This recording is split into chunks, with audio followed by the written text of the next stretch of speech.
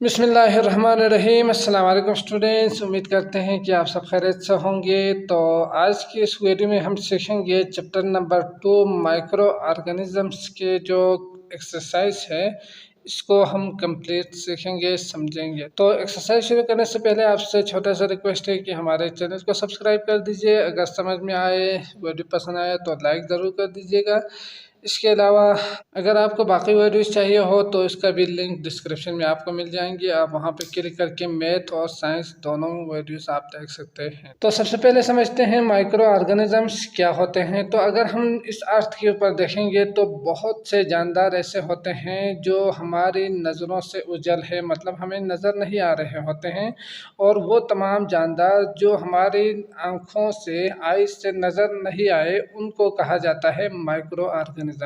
Micro का मतलब होते हैं बहुत ही छोटा, और ऑर्गेनिजम्स का मतलब होते हैं जानदार। तो इसका मतलब क्या हुआ, माइक्रो ऑर्गेनिज्म बहुत ही छोटे जानदारों को माइक्रो ऑर्गेनिजम्स कहा जाता है। तो इसमें जो हमने चैप्टर नंबर 1 में भी सीखा था, वायरस वगैरह, बैक्टीरिया वगैरह, फंजाई वगैरह, तो ये तमाम जानदार क्या है, माइक्रो ऑर्गेनिज्म है जो कि हमारी आँखों से नज़र नहीं आते। ठीक, इसके लिए, इसको देखने के लिए हमें एक आले की ज़रूरत होती है। उस आले को कहा जाता है माइक्रोस्कोप। तो उसकी मदद से आप इन तमाम जानदारों को देख सकते हैं। तो ये जो जितने भी जानदार है ये हमारे लिए मुफीद भी होते हैं और नुकसानदायक भी। तो बहुत से बैक्टीरियाज ऐसे हैं जो हमारे लिए बहुत ज़्यादा मुफीद साबित होते हैं, और बहुत से बैक्टीरियाज ऐसे हैं जो हमारे लिए नुकसानदायक साबित होंगे। जैसे कि वायरस वगैरह जो कि माइक्रो ऑर्गेनिज्म है वो हमारे लिए बहुत ज़्यादा नुकसानदायक साबित होंगे। ठीक, तो इनके बारे में हम इस चैप्टर में अच्छी तरह से पढ़ेंगे, समझेंगे, सीखेंगे। तो आते हैं एक्सरसाइज की तरफ और कंप्लीट एक्सरसाइज को समझेंगे। तो किस तरह लिखना है इसको भी हम अच्छी तरह लिख के आपको समझाएंगे।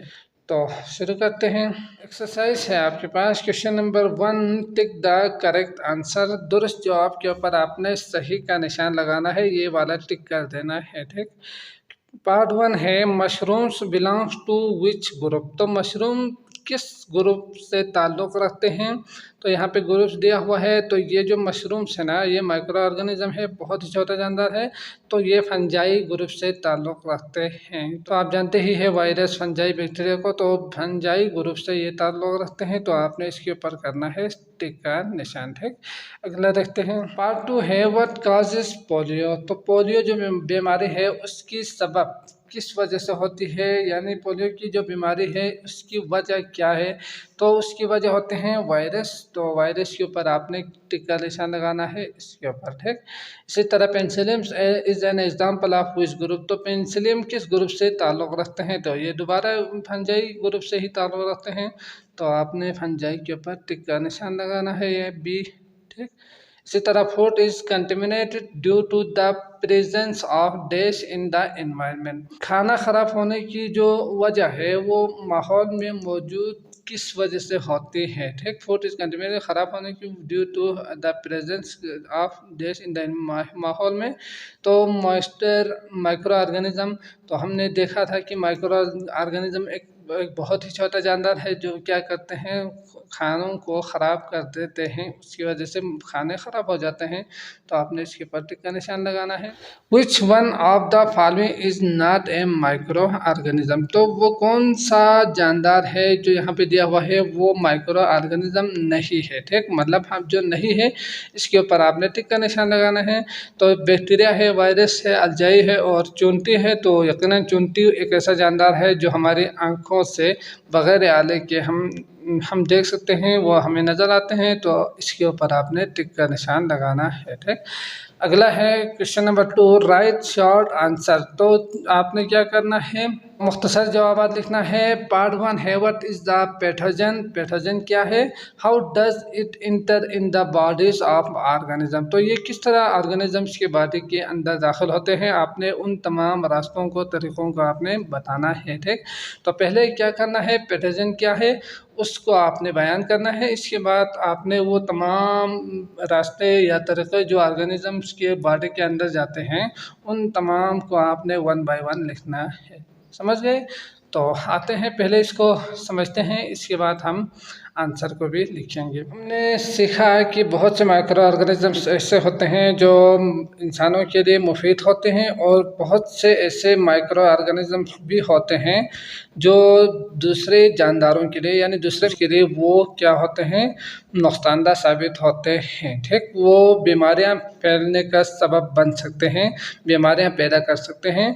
तो वो तमाम जानदार, वो तमाम माइक्रो ऑर्गेनिज्म जो डिजीज़ पैदा करते हैं, बीमारियां पैदा करते हैं, सबब बनते हैं, उनको कहा जाता है पैथोजेंस। मतलब क्या हुआ, the micro organism that cause disease in their host are called pathogens. तो वो जहाँ पे भी वो जाते हैं ना, तो वहाँ वो बीमारियां पैदा करते हैं।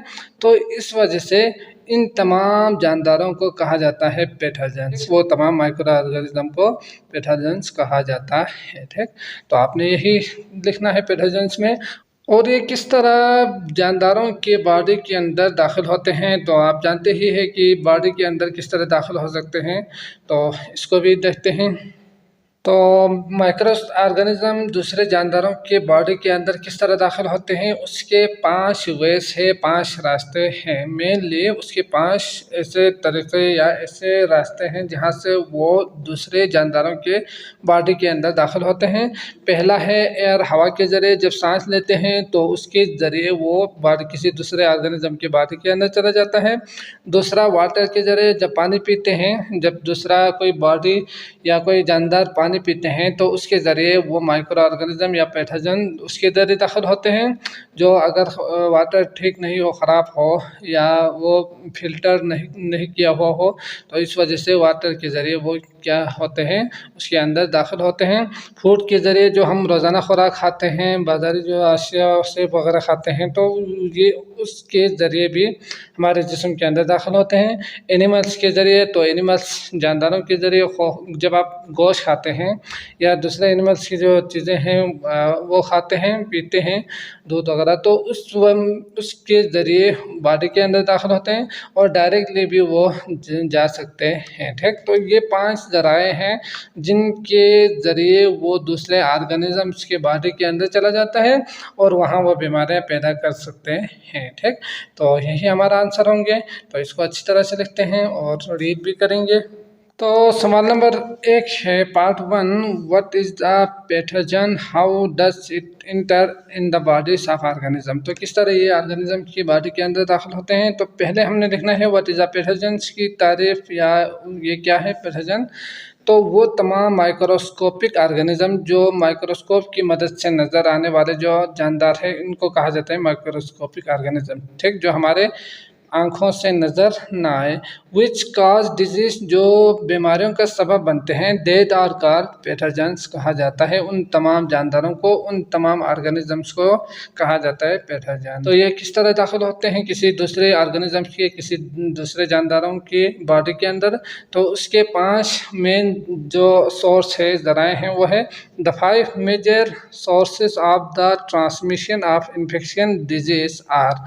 तो इसमें जो माइक्रो ऑर्गेनिज्म है वो 5 मेन ज़राए से वो दाखिल होते हैं, तरीक़ों से वो दाखिल होते हैं इन्फेक्शन डिजीज़, जो बीमारियां पैदा करते हैं। ठीक, तो इसका मतलब ये हुआ कि 5 अहम जो ज़राए हैं वो दर्ज झेल है।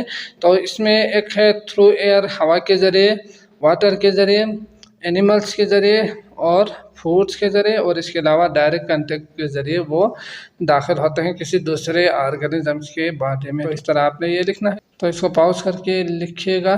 तो आते हैं अगला सवाल देखते हैं।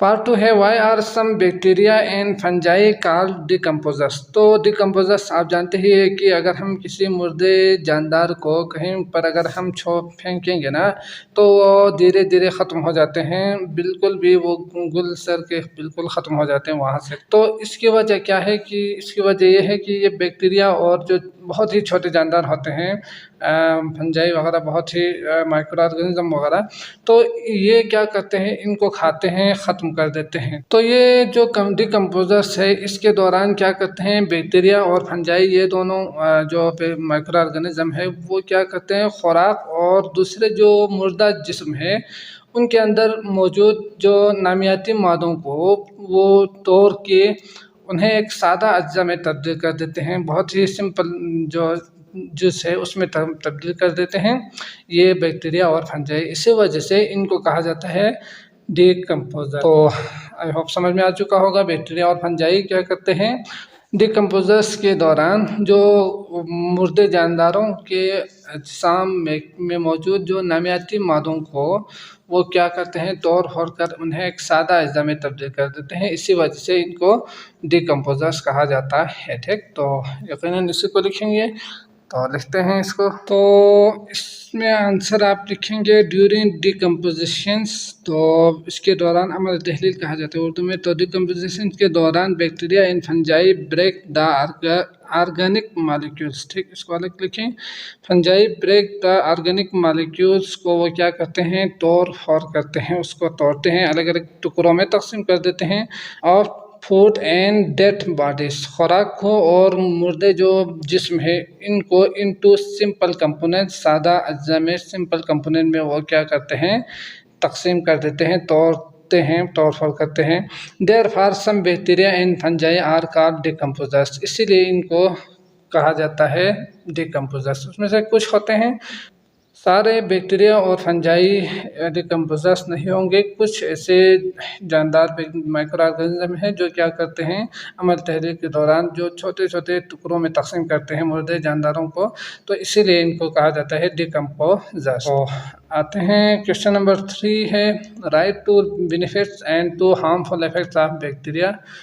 तो बैक्टीरिया के फ़ायदे और नुकसानात बहुत ज़्यादा है, तो इनमें से आपने 2 फ़वाइद और 2 नुकसानात आपने लिखना है। ठीक, तो पहले समझते हैं क्या क्या फ़ायदे और नुकसानात है, इसके बाद हम इसके आंसर को भी लिखेंगे। तो बैक्टीरिया के बहुत से फ़वाइद और बहुत से नुकसानात हैं, तो इनमें जो सबसे अहम जो दो पॉइंट्स हैं वो हम यहाँ पे लिखेंगे। तो इसमें अगर आप बैक्टीरिया में जो फ़वाइद है अगर वो देखेंगे तो ये क्या करते हैं कि फूड को एब्जॉर्ब करते हैं। तो बहुत से बैक्टीरिया ऐसे हैं जो हमारे छोटे इंटेस्टाइन में यानी स्मॉल जो इंटेस्टाइन है उसमें खाना हजम करने में मदद फराहम करते हैं। ये क्या करते हैं खाने को हजम करने के लिए उसकी मदद करते हैं। और इसके अलावा बैक्टीरिया दही की तैयारी में भी इस्तेमाल होते हैं। ठीक, ये दही बनाने के लिए भी इस्तेमाल करते हैं। तो ये आप ये 2 मेन पॉइंट लिखेंगे। इसके अलावा और भी है जैसे कि ग़िज़ाई जो अज्जा है उसको जज़ब करते हैं, तो आप ये भी लिख सकते हैं। तो ये हो गए फ़ायदे। और नुकसानात में क्या क्या चीज़ें हैं उसमें भी बहुत ज़्यादा नुकसानात हो सकते हैं। सबसे पहला जो नुकसान है वो है डिजीज़ पैदा करते हैं, बीमारियां फैलाते हैं। ये बीमारियां बीमार कर देते हैं जिंदा जानदारों को। तो यकीनन ये बहुत ही बड़ा नुकसानदाह चीज़ होंगे हमारे लिए और बाकी दूसरे ऑर्गेनिजम्स के लिए। इसके अलावा आप ये भी लिखेंगे कि ये जो बैक्टीरिया है ना इसकी वजह से दूध ख़राब होते हैं, यानी इसी बैक्टीरिया की वजह से जो चीज़ें हैं उनमें से एक दूध ख़राब होते हैं। तो आप ये भी लिख सकते हैं। तो ये तो कुछ चीज़ें हैं, इसको आपने अच्छी तरह से लिखना है। तो इसको लिखते हैं पहले, फिर इसकी बात रीड भी करेंगे, समझेंगे भी। तो सवाल था हमारे पास राइट टू बेनिफिट्स, 2 फ़वाइद आपने लिखना है, एंड 2 हार्मफुल और 2 नुकसानात इफेक्ट असरात आप बैक्टीरिया के। ठीक, बैक्टीरिया के 2 फ़वाइद और 2 नुकसानात बयान करें। तो यहाँ पे many bacteria help in digestion of food and absorption of food components in our small intestine. तो स्मॉल इंटेस्टाइन में जो छोटा आंत है उसमें खुराक को हजम करने में वो क्या करते हैं मदद करते हैं। मतलब बहुत से बैक्टीरिया हमारी जो छोटी आंत है उसमें खाना हजम करने, और इसके बाद यहाँ पे एक और लफ्ज़ भी लिखा है मैंने एब्जॉर्प्शन ऑफ फूड कंपोनेंट्स। तो इसका मतलब है ग़िज़ाई जो अज्जा है उसको जज़ब करने में मदद करते हैं। तो making word by using bacteria, तो बैक्टीरिया की मदद से क्या करते हैं दही भी तैयार किया जाता है। इसके अलावा फिर बैक्टीरिया कॉज डिजीज़, तो कुछ बीमारियाँ फैलाते हैं, बीमारियों का सबब बनते हैं जैसे कि टाइफाइड है, नमूनिया वगैरह है। तो ये बैक्टीरिया की वजह से ही होते हैं, बीमारियाँ फैलते हैं।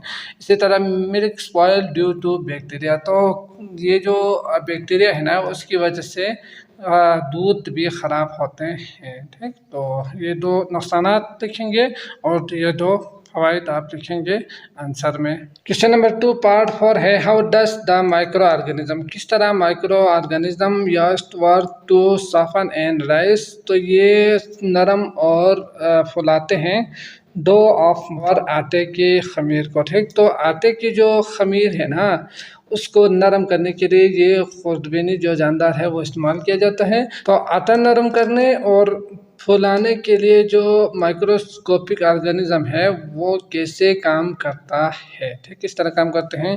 तो यकीनन माइक्रो ऑर्गेनिज्म क्या होते हैं, यास्ट वर्क काम करते हैं to soften and rice dough, आप उसकी खमीर को नरम करने और फुलाने के लिए वो एक काम करते हैं, वर्क करते हैं इन विच, जिसमें क्या करते हैं, कंटेंस माइक्रो ऑर्गेनिज्म। तो वहाँ पे जो मौजूद माइक्रो ऑर्गेनिज्म है ना वो क्या करते हैं, रिएक्ट करते हैं शुगर के साथ वो रिएक्ट करके, ठीक, तहलील करके तो प्रोड्यूस कार्बन डाइऑक्साइड, वो कार्बन डाइऑक्साइड को प्रोड्यूस करते हैं, बनाते हैं। जब कार्बन डाइऑक्साइड बन जाए ना तो इस वजह से और साफ और राइस होते हैं, ठीक, वो नरम और फूलते हैं यकीनन, तो इसी वजह से वो नरम और फूलते हैं। तो आप ये चीज़ याद रखना है।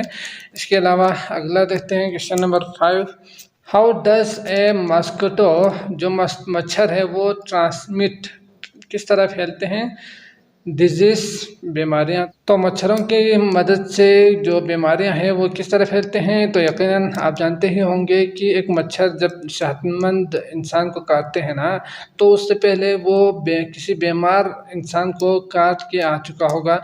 जब किसी बीमार इंसान को जब वो काटेंगे इसके बाद उसके खून को चूसने के बाद वो किसी दूसरे इंसान को काटेंगे, तो इस तरह बीमारियां फैल जाते हैं, बीमार हो सकते हैं, दूसरा सेहतमंद इंसान भी बीमार हो सकते हैं। ठीक, तो आपने यही लिखना है। तो लिखते हैं इसको। सवाल है how does a mosquito transmit disease, तो मच्छर किस तरह बीमारियां फैलाते हैं। तो इसमें आपने क्या लिखना है, when A mosquito bits a healthy person after sucking the blood of a person suffering from dengue and malaria. जब किसी इंसान के अंदर अगर मलेरिया और डेंगू की जो बीमारियां अगर मौजूद हो, अगर एक मच्छर उसको काटते हैं और इसके बाद वो उस खून को चूसने के बाद वो किसी दूसरे हेल्थी पर्सन को काटेंगे, तो इस तरह ये बीमारियां फैल जाते हैं, मलेरिया और डेंगू वगैरह। ठीक, so the pathogens of this disease are transmit to the other healthy human, तो सेहतमंद इंसान के बॉडी के अंदर दाखिल हो जाते हैं। तो व्हेन ए मस्किटो, जब एक mosquito bits A healthy person, एक सेहतमंद इंसान को पर्सन को काटते हैं, after sucking the blood of a person, बाद जब वो किसी ऐसे बंदे के खून को चूसेंगे जो कि सफरिंग फ्राम डेंगू, जो जिसके अंदर डेंगू हो एंड मलेरिया और मलेरिया की बीमारियां हो, तो वो इस वजह से क्या होते हैं, ये बीमारियां फैल जाते हैं। So the pathogen of this, इस तरह के जो पैथोजन तो हमने पहले सीखा क्या है, ऑफ दिस डिजीज, तो ये बीमारियां आर ट्रांसफ़र होते हैं टू अदर हेल्थी ह्यूमन, दूसरे इंसानों के बॉडी के अंदर। ठीक, तो आप इसको देखेंगे, अच्छी तरह से जहन में रखना है और याद भी करना है। तो बाकी कुछ प्रॉब्लम्स गिवन है उनको भी समझने की कोशिश करते हैं। 3 है कंस्ट्रक्टेड रिस्पॉन्स क्वेश्चंस। तो यहाँ पे कुछ आपके पास स्टेटमेंट्स गिवन है, इसके बाद आपके पास एक सवाल गिवन है, फिर आपको इसको एक्सप्लेन करने के लिए कहा है, तो इसको समझते हैं और इसके आंसर को ढूंढने की कोशिश करते हैं। ठीक, the soil of forest of hot climate, तो जो गर्म इलाके हैं वहाँ के फॉरेस्ट अगर आप देखेंगे तो उसकी मिट्टी गर्म होती है, is always hot and moist, और नम होते हैं या नमी बहुत ज़्यादा होती है उनके अंदर। ठीक, तो इसका मतलब क्या हुआ कि जो गर्म इलाके हैं इस तरह के, वहाँ की जो मिट्टी है वो गर्म होते हैं। और इसके साथ साथ where is the soil of forest, वो मिट्टी जंगलात के, ऑफ कूल्ड क्लाइमेट, जहाँ की इलाके अगर कूल्ड हो, ठंड हो, तो इसका मतलब क्या होंगे, इस कूल्ड एंड ड्राई, तो उसका मिट्टी भी कोल्ड और ड्राई होंगे, खुशक होंगे। ठीक, तो आउट ऑफ दिस 2 एरियाज, अगर इन दोनों एरियाज को अगर आप देखेंगे, where the decomposition of fallen leaves, अगर यहाँ से गिरने वाले जो पत्ते हैं उसकी decomposition will happen more quickly, उसका जो डिकम्पोजिशन है वो जल्दी कब होंगे, जल्दी कौन सा वाला जो एरिया है वहाँ पे डिकम्पोजिशन क्विकली होंगे। ठीक, तो अमल तहलील कहा जाता है, तो जल्दी गुल सर जाना, ख़त्म हो जाना। तो इसमें अगर आप देखेंगे तो जहाँ पे मौसम गर्म हो यानी जो इलाका गर्म हो वहाँ के पत्ते जल्दी डिकम्पोज हो जाते हैं, और इसी तरह जहाँ अगर माहौल ठंडा हो, क्लाइमेट उसकी ठंड हो, तो वहाँ पे जो पत्ते हैं उसकी जो डिकम्पोजिशन है उसके लिए वक़्त लगेंगे, देर होंगे बनिस्बत गर्म इलाकों के। समझ गए? तो यकीनन गर्म इलाकों की जो मिट्टी गर्म और नरम होती है, जिसकी वजह से इन इलाकों में जो डिकम्पोजिंग होती है यानी घुलने सड़ने का अमल ज़्यादा तेज़ी से होता है, और यही वजह है कि गर्म इलाकों के जंगलात में दरख्तों से जो गिरने वाले पत्ते हैं वो जल्द डिकम्पोज हो जाते हैं। ठीक, तहलील हो जाते हैं। तो समझ में आ चुका होगा। अगला भी समझते हैं, क्वेश्चन नंबर 4 है all micro organisms are harmful and cause disease, तमाम माइक्रो ऑर्गेनिज्म नुकसानदा होते हैं और बीमारियों का सबब बनते हैं।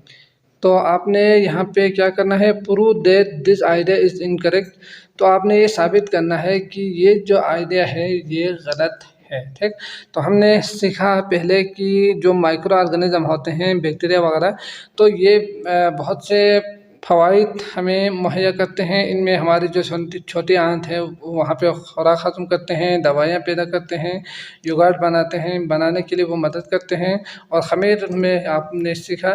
तो ये सारी चीज़ें फ़वाइद में आते हैं, तो यही चीज़ें आप लिख सकते हैं इसमें कि ये चीज़ गलत है कि हर माइक्रो ऑर्गेनिज्म हार्मफुल और नुकसानदा होते हैं, क्योंकि इससे ये चीज़ें फ़ायदा हमें मिल रहे हैं। ठीक, तो अगला एक और भी है, वो भी देखते हैं। पार्ट 2 है मैनी पीपल यूज़ एंटीबैक्टीरियल, और बहुत से लोग जो साबुन है वो यूज़ करते हैं एंटीबैक्टीरियल यानी बैक्टीरिया को ख़त्म करने वाले साबुन, to kill the bacteria, bacteria को ख़त्म करने के लिए, मारने के लिए, प्रेजेंस ऑन देयर हैंड, जो कि उसके उनके हाथों में मौजूद होते हैं। ठीक, बट ड्यू टू एक्सेसिव और यूज़ ऑफ सोप, अगर बहुत ज़्यादा इस्तेमाल करेंगे तो the chance of getting infection, तो ये मुमकिन है कि इन्फेक्शन होने का ख़तरा हो सकते हैं, इंक्रीज बढ़ सकते हैं इंस्टेड ऑफ डिक्रीजिंग, कम होने के बजाय इन्फेक्शन ज़्यादा हो सकते हैं। वाई डज इट हैपन, तो ये किस तरह क्यों पैदा होते हैं। तो साबुन के ज़्यादा इस्तेमाल से साबुन के अंदर जो मौजूद केमिकल्स हैं ना, जो वो हमारे जिल्द से वाइटल ऑयल कहा जाता है उससे, तो उसको ख़त्म कर देते हैं। ठीक, जो कि हमारे लिए बहुत ज़्यादा ज़रूरी होती है। अगर वो एलर्जी का बायस बने तो फिर हमारे लिए नुकसान हो सकते हैं। जबकि जरासीम कश जो साबुन है वो बैक्टीरिया ख़त्म हो जाते हैं लेकिन उसको मारता नहीं है। ठीक, तो जरासीम को वो साफ कर देते हैं। समझ गए? तो ये आपने याद रखना है। अगर लिखना चाहो तो लिख सकते हैं। क्या लिखेंगे कि साबुन के ज़्यादा इस्तेमाल से साबुन के अंदर मौजूद जो केमिकल्स है वो हमारे जिल्द की चिकनाई को ख़त्म कर देता है। ठीक, जो एलर्जी का बायस बन सकते हैं। और जबकि जरासीमकश जो साबुन होते हैं उससे बैक्टीरिया ख़त्म हो जाते हैं। साबुन हमारे हाथों से जरासीम जो फैलाने वाले हैं उसको मारता नहीं है, बल्कि जरासीम को साफ कर देते हैं। समझ गए? तो आई होप आपको समझ में आ चुका होगा। ये पूरा जो एक्सरसाइज है उसको हमने कंप्लीट सीखा है। अगर आपको अच्छी तरह से समझ में आया है तो इस वीडियो को लाइक कर ज़रूर कर दीजिएगा। अगले वीडियो देखने के लिए डिस्क्रिप्शन में लिंक गिवन होंगे, आप वहाँ क्लिक करके देख सकते हैं। तो मुझे इजाज़त दीजिएगा। अल्लाह हाफिज़।